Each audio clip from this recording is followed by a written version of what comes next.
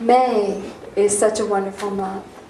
It is a month where Mother Earth begins to express and the flowers are blooming, and there's this beautiful energy of actually femininity. You know, you can't help but feel soft and receptive and alive when all this energy is exploding all around us.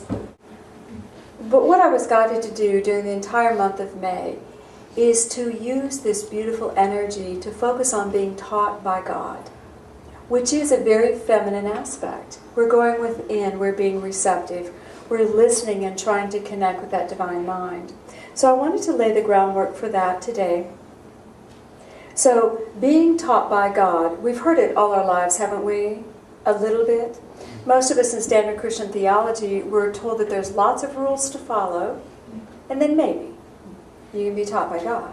But that's really not what we believe. We really do believe. In the Bible, I looked up several scriptures where it says you will be taught by God, you will be taught by God, will teach you. And as I was doing that, I was so aware that, people so often throw scriptures at us to prove their point. And I don't want to do that. Being taught by God is really a state of consciousness that we all experience at one time or another. When this beautiful knowing comes to us that is beyond our logical mind. So just trust me that when I tell you it's in the Bible, several places in the Old Testament and the New Testament. But it is more than that, it's a state of being, talking to God, being taught by God. All right, this is a spiritual connection that takes you to the heart and the mind of God. Your limited perception expands.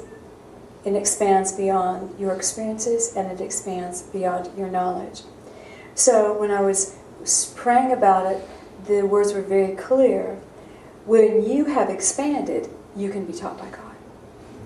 We all run around with our own thoughts and our own ideas and our own little receptors. And as information comes to us, we actually will take in that which is familiar and comfortable.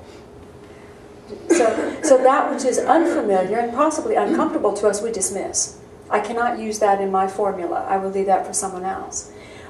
Because we're not programmed and taught to listen to God, we typically do the same thing. We have our perceptors functioning at a certain level, and they have to expand into a new space for us to really hear this new communication.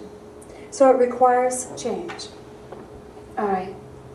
So our first step in being taught by God, we have to expand in order to receive. Expansion, which I think we touched on last week, it's a fleeting moment of a greater realization. It's a fleeting moment of a greater realization where you go, wow,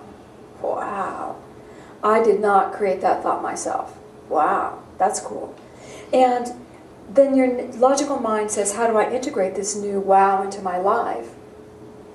And typically there's no pathway to do it, but you don't really have to worry about it because that integration occurs naturally. If you just acknowledge, whoa, that was a great thought, I feel expanded, I feel good, this is great. We don't have to take that one idea and try to make it our world. We don't need to make it the last time we talk to God. We just say, wow, that was great. Now that expanded consciousness moves through all that we are and very subtly begins to open our ability to receive greater.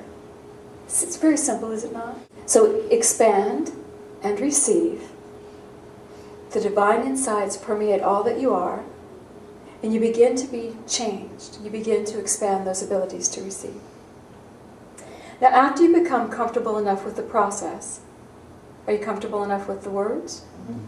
After you become comfortable enough with this process, the information becomes in much more specific and much more usable, and it requires you to act.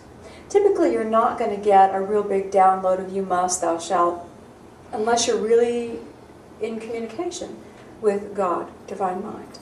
But when you start getting those specifics, where this is what I need you to do, then you have to take that human step and follow and act. Being taught by God just isn't reading a book and going, yeah, that was cool. It's now come in evolution at that stage to the point where you're being given something that you now do that integrates back into your world and lifts you. Easy for me to say, right? A lot of us, when we get to this point, we're not really lazy. just like thinking better than we like doing.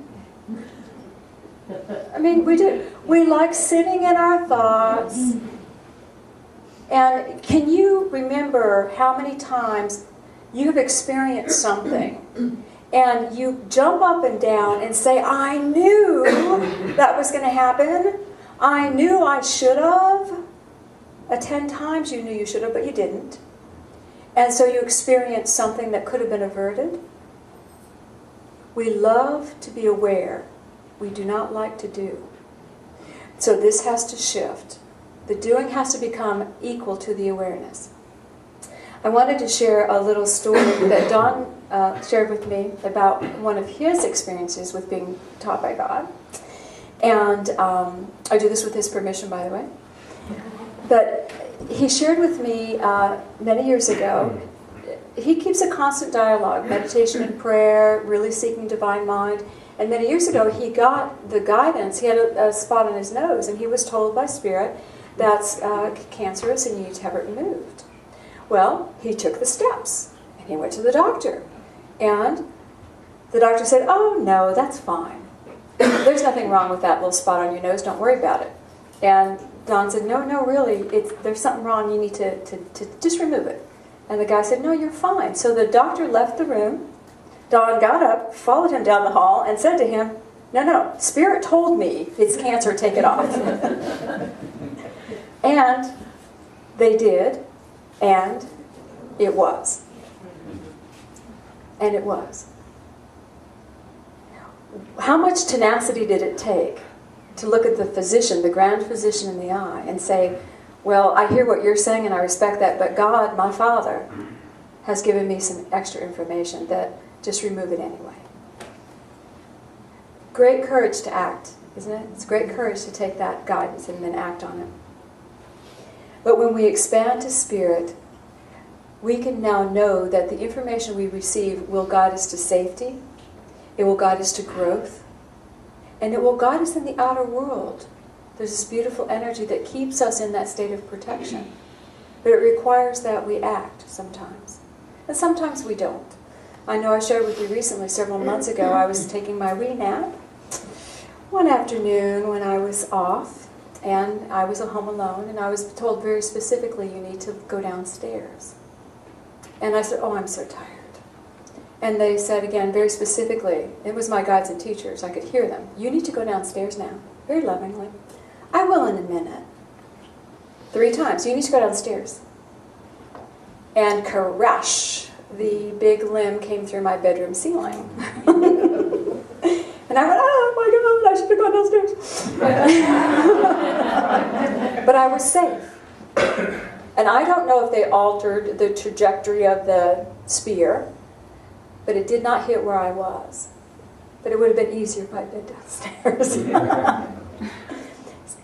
When we're listening, we will always be guided to that point of safety. So why don't we do it? Why is it so hard for us? Because I think that a lot of us are really afraid of what we're going to be told to do.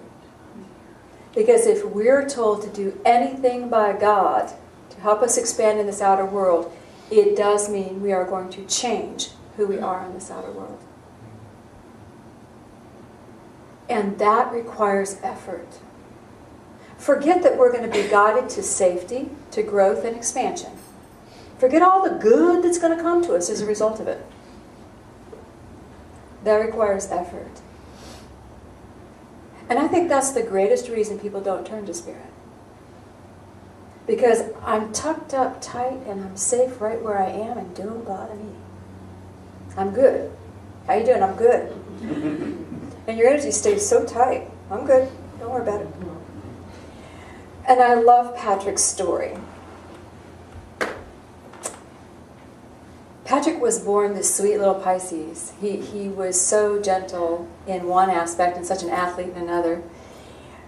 But he was on the tail end of 8 children and only the second son. So he had a lot of work that he had to do as a child. And he was always retreating out of the chaos, always going within out of the chaos, always seeking some solace from Spirit somewhere, even though he couldn't define it. But then he went out and grew up and got into his world, and he was a boy. So he did boy things and And he was in his early 20s, and he was in a very small town in Michigan. He'd already served his tour in Vietnam. He came back to a small town opportunities, had some college, and he was just doing that young boy thing. And he was laying on the couch one morning, and he heard a voice behind him say, out loud, "How long are you going to keep doing this?" And it said again, "How long are you going to keep doing this?" And it said it 3 times. "How long are you going to keep doing this?" And he finally listened, and he sat up. And something changed in him that day. And he began to tell everybody, "I'm out of here. I'm going to get my life on track, and I'm going to go do whatever I need to do." And in 3 days, he had packed his stuff, gotten his dog into the car, and moved to Florida. And when he's telling everybody in small town Michigan he's leaving, they're laughing at him because it's just Patrick. It's just old Patrick. He's just going to keep doing what he's always done. But he changed his life. And when he went to Florida, he didn't just go to Florida. He went to Florida and he worked, but he sought out a spiritual center. And he started to grow. And he connected with the people who believed in spirit. And he still did boy things. He was still a young man. But he started trying to find the groove of what his life should be. Where was his spirit taking him? That's a big action. And you know, I am so grateful that young man made that choice. That was a long time ago. And his life has been on such a different path than it would have been if he just said, "I'm too tired. Go on, I'm too tired." We all get those wake-up calls, don't we? And sometimes they're an inner feeling. Sometimes that inner feeling becomes urgent. It's urgent now. You really have to. And if we keep holding it and not responding to it, our world becomes very, very, very troubled. Nothing makes us happy. Everything aggravates us. We are out of our own skin, and there's no harmony. Do you know what I'm talking about? And every time we get to that point, we can always go back and say, what has that voice been telling me to do? Oh, okay. Let me try. Let me take a breath and let me try to move. Being taught by God always will take us to a new space where we can get new information. Now, in Patrick's story, he was still Patrick. He probably still had a good time. You know, probably went to concerts. You know, he was still Patrick. But he was Patrick with his feet on another path. You are not asked to change who you are. You're asked to become who you are. God loves you exactly as you are. But if you're not feeling like your feet are where they need to be, I guarantee you, you've been getting some guidance to move. Some internal guidance so you can move, and then you will be taught by God. Because right at this level, if you're feeling this, you can't be taught anything else. Because you already know everything you need to know about this level of consciousness. You've been there for so long. You're good at it. I'm the master of this space and time. But I don't particularly care for it. So, being taught by God starts with the gentle energy of listening. And then it moves into the gentle energy of changing. And then it moves into the downloads. And those downloads are phenomenal, phenomenal, phenomenal. It's a space where energy moves through you. And for me, it is that knowing. It's a knowing. It's not a word in my head. Sometimes it's a voice in my heart. Sometimes it's just a knowing of energy that is filled with information. Yet it's not this way. That's how I am taught. How every person is taught may be totally different. It may be totally different. Sometimes we're taught by our experiences. Sometimes we need to be put in an outer environment for us to see the Master Spirit's showing us. You know? So we need it differently. But unless we've been open to learn, we won't see any of it. Doesn't it sound so easy? Mm-hmm. Okay.